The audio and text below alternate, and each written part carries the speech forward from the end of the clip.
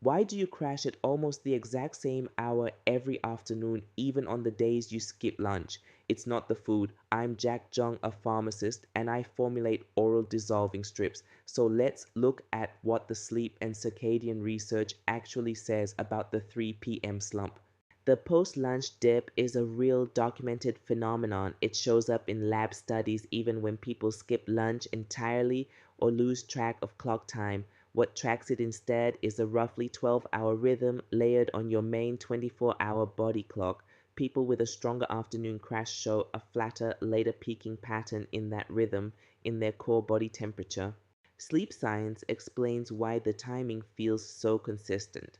The two-process model splits sleep drive into two systems. Process S, sleep pressure that builds the longer you're awake, and process C, the circadian rhythm that normally keeps you alert through the day. In the early afternoon, process C dips right as process S has been climbing for hours. Add adenosine, the molecule caffeine blocks, and the slump gets genuinely harder to push through. Here's the key data. A 2025 randomized trial gave adults 100 or 400 milligrams of caffeine at 4, 8, or 12 hours before bed. The 100 milligram dose caused no statistically significant sleep disruption in that trial at any timing tested, even 4 hours before bed, but 400 milligrams disrupted sleep even 12 hours out, delayed sleep onset, less deep sleep, and less total sleep time. Onset matters too. In a study of 84 healthy men, caffeine absorbed partly through the oral mucosa, like chewing gum, reached peak blood levels in about 44 to 80 minutes versus 84 to 120 minutes for a swallowed capsule. That's gum-specific evidence, not a claim about any particular strip, but it supports the general principle that oral mucosal delivery can shorten onset.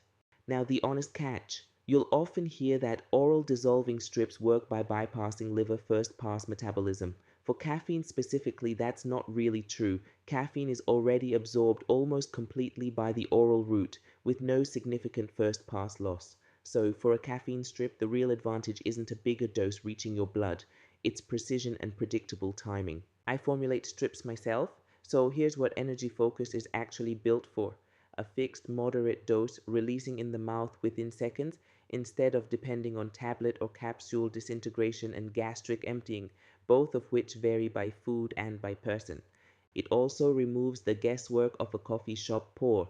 The FDA notes caffeine content varies widely.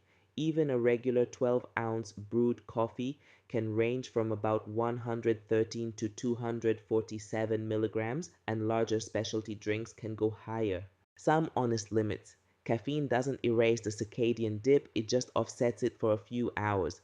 Regular daily use can lead to tolerance to some of its effects, and half-life varies a lot between people, largely from differences in the liver enzyme CYP1A2. Regulatory reviews put safe intake at up to 400 milligrams a day or 200 in a single dose for most non-pregnant adults. So, the 3 p.m. slump is circadian, not just lunch.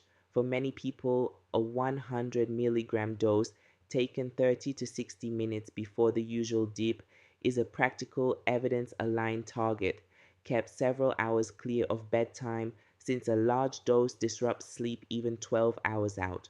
Getting the timing right, not just picking an amount, is the problem I built Energy Focus to solve. This isn't medical advice. Talk to a clinician if you're managing a real health condition. I'm Jack Zheng. This is MIHIYOLABS, the Founders Lab. Full citations in the description.